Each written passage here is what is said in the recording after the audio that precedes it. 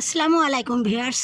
এই তো আমার ছাদ বাগানে এসেছি, যে শাকগুলো বড় হয়েছে আর নতুন করে লাগিয়েছে, এই যে ছোট্ট ছোট্ট বেরিয়েছে। তো এখন আমি বড় শাকগুলো তুলে নেব, তাহলে বড় ছোটোগুলো আবার বড় হবে। তো আমি এগুলো হারভেস্ট করে নিচ্ছি। অলরেডি এগুলো হারভেস্ট করে নিয়েছি, এখন আমি এগুলো হারভেস্ট করব।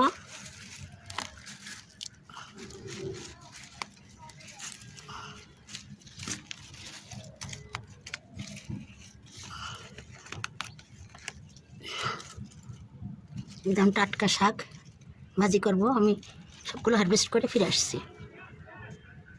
ভিউয়ার্স, আমি যে শাকগুলো সব হারভেস্ট করে এনে বালু কাদামাটি ছিল শিকড়ে ওগুলো ধুয়ে নিলাম। এখন আমি এগুলোকে বেছে কেটে নেব, নিয়ে ফিরে আসছি। এত ভিউয়ার্স, আমি শাকগুলো বেছে ধুয়ে একটু মরিচ আর লবণ দিয়ে সিদ্ধ করতে দিয়েছি। সিদ্ধ হয়ে গিয়ে ফিরে আসছি। ভিউয়ার্স, আমার যে শাকগুলো সব সিদ্ধ হয়ে গিয়েছে, যে কত সুন্দর কালার। আমি এখন এই যে এবারে যে তেলে দিয়ে দেবো। আমি পেঁয়াজ আর রসুন ভেজে নিয়েছি, তবে শাক ভাজিতে একটু পেঁয়াজ রসুন বেশি দিলে খেতে ভালো লাগে। এই যে আমার বাদামি করে ভাজা হয়ে গেছে, এবার সিদ্ধ শাকগুলো এর ভিতরে দিয়ে দেবো।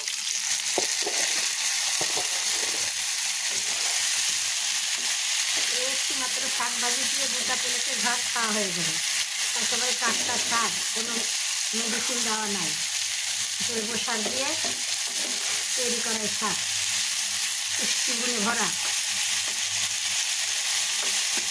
নিশ্চয়ই আপনাদের ভালো লাগলো।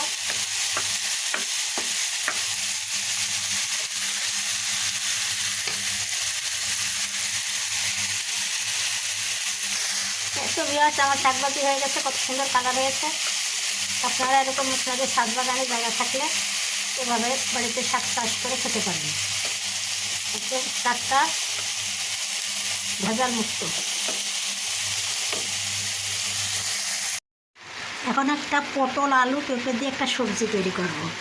ধুয়ে চড়িয়ে দিয়েছি, স্বাদ মতো লবণ দিলাম 1 চা চামচ, মরিচের গুঁড়া 1/2 চা চামচ, হলুদ 1/2 চা চামচ, আর সেই সঙ্গে বাটা মশলা দিয়ে দেবো 2 চা চামচ।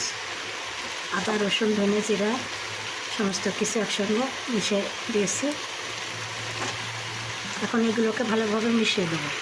ভিউয়ার্স, এই যে পেঁপে সবজিটা সিদ্ধ করা হয়ে গিয়েছে, চুলাতে তেল দিয়েছি আর পেঁয়াজ রসুন কুচি করে কেটে দিয়েছি।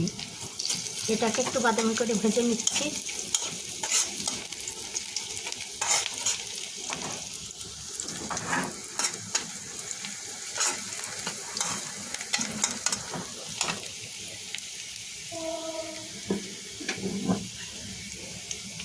সবজিটা দিয়ে দেবো।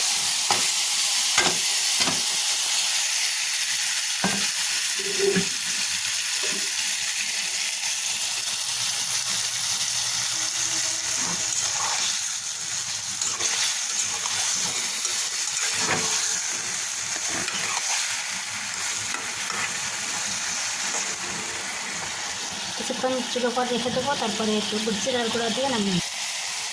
এখন একটা একটু 1/2 চা চামচ ভাজা জিরার গুঁড়া দিয়ে দিচ্ছি।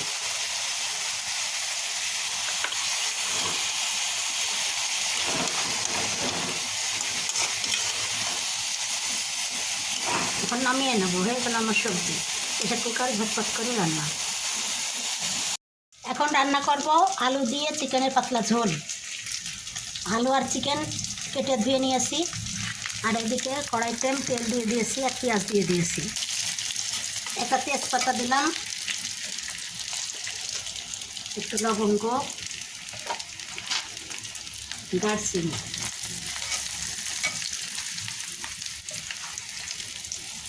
বাটা মশলা 2 চা চামচ।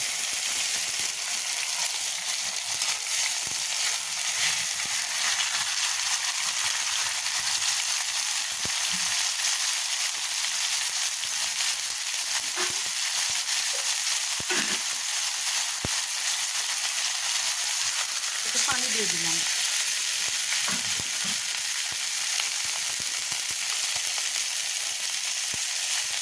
হলুদ 1 চা চামচ,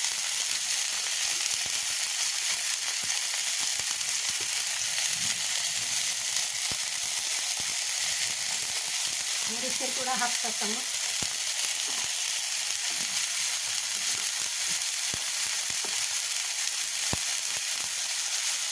লবণ 1 চা চামচ, প্রয়োজন হলে আবার দিতে হবে। ঝালটাও স্বাদ মতো, যে যেরকম ঝাল খাবে সেরকম ঝাল দিলে। এবার মশলাটাকে ভালোভাবে কষিয়ে নেব।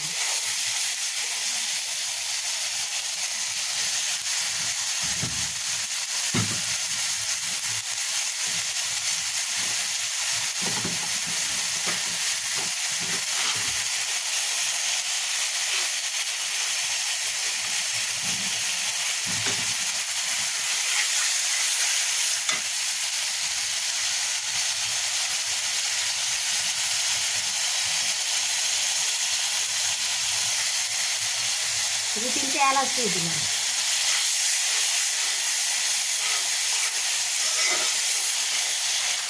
মশলা কষা হয়ে গেছে, তেল বেরিয়ে আসছে। এখন কেটে রাখা মাংসটা দিয়ে দিলাম।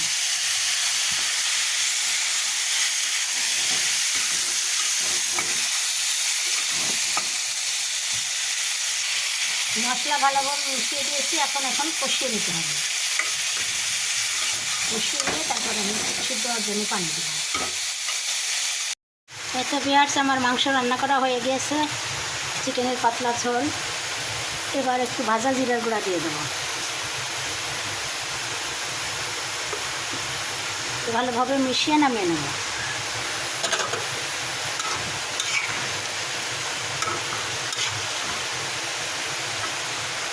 বাইরে প্রচুর বৃষ্টি আসছে।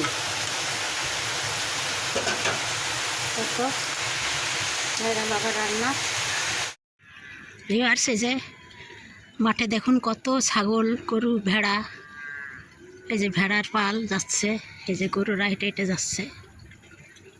আর এদিকে কাশবনে একদম মাঠ ভর্তি, কাশফুল ফুটে আছে। আর শুধু গরু আর গরু দেখতে পাচ্ছেন।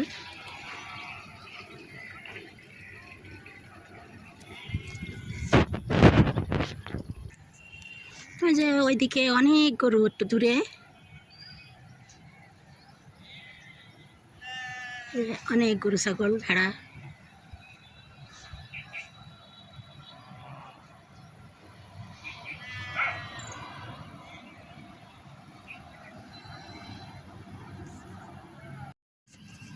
এই তো গরুগুলো এখন এই যে গাছের নিচে কিছুটা আসছে, এই যে কিছু চড়ে বেড়াচ্ছে।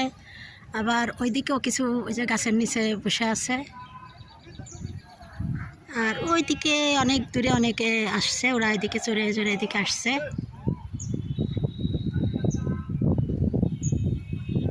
কেমন লাগলো আপনাদের আজকের আমার ভিডিওটি? নিশ্চয়ই ভালো লাগলো। আর যদি ভালো লেগে থাকে তাহলে অবশ্যই আপনারা আমার চ্যানেলকে লাইক, কমেন্ট, শেয়ার ও সাবস্ক্রাইব করে আমার পাশে থাকবেন। বাইরে প্রচণ্ড বৃষ্টি হচ্ছে। আমি জানলার ফাঁক দিয়ে দেখাচ্ছি, ওই যে এই গরুগুলো সব এক জায়গায় জড়ো হচ্ছে, বৃষ্টি ভিজতে ভিজে যাচ্ছে, কিন্তু ওরা সবাই এক জায়গাতে জড়ো হচ্ছে।